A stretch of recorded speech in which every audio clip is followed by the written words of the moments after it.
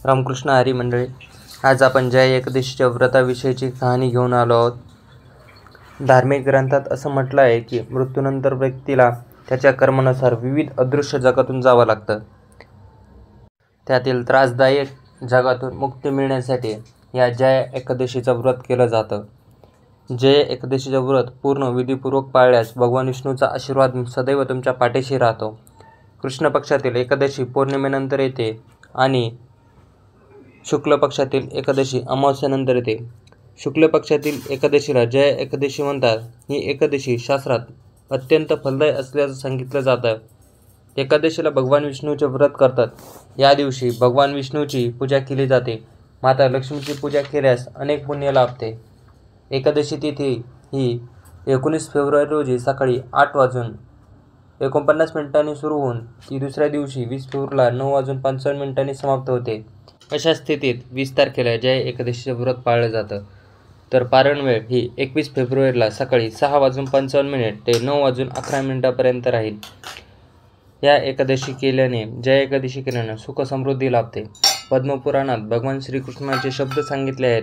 त्यात असं म्हटलं आहे की जो कोणी या एकादशीचे व्रत पाळतो त्याला वेदनादायक पिशाच जीवनातून मुक्ती मिळते, म्हणजे त्याला या त्रासदायक जीवनात जगावे लागत नाही. राजा हरिश्चंद्रानेही या जय एकादशीच्या दिवशी उपवास करून आपल्या जीवनातील घटना आत्मसात केल्या होत्या. पद्मपुराणात भगवान श्रीकृष्णाचे शब्द सांगितले आहेत. त्यात असं देखील म्हटलं आहे की जो कोणी या जय एकादशीचे व्रत पाळतो त्याला मुक्ती मिळते. हा दिवस खूप शुभ मानला जातो. भगवान श्रीकृष्णांनी या व्रताबद्दल युधिष्ठिरांना सांगितले होते की हे व्रत केल्याने ब्रह्मदेवाच्या हत्येसारख्या पापांपासून मुक्ती मिळते.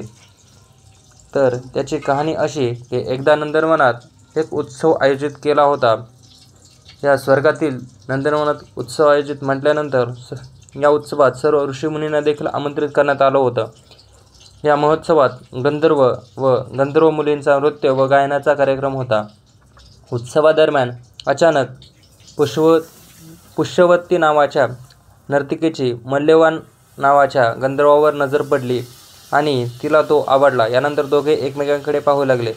पुष्यवती आणि मल्यवान एकमेकांकडे बघण्यात इतके तल्लीन झाले होते की आपण उत्सवात उपस्थित आहोत हे लक्षातही त्यांच्या आले नाही आणि दोघेही आपली मर्यादा ओलांडून जवळ आले.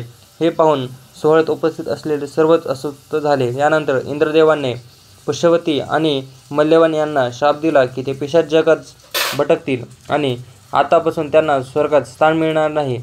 यानंतर ते दोघेही मोक्ष शोधण्यासाठी हिमालय पर्वतरांगामध्ये रूपात भटकू लागले. दोघांनाही आपल्या चुकीबद्दल पश्चाताप झाला आणि नारद मुनींना या गोष्टीची माहिती पडली आणि नारद मुनींनी त्यांच्याकडे येऊन त्यांना सांगितले.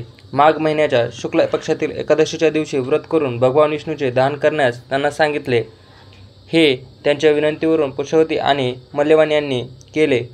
यांनी जय एकादशीचे व्रत केले, विधिवत पूजा केली. भगवान श्रीहरी म्हणजे विष्णूंचे प्रसन्न झाले आणि त्यांनी त्या दोघांनाही पुष्यवती आणि मल्यवान यांना या पिशाच जीवनातून मुक्तता दिली. आणि अशी पौराणिक व्रत कथा जय एकादशीची तुम्हाला कशी वाटली ही कमेंट करून नक्की कळवा.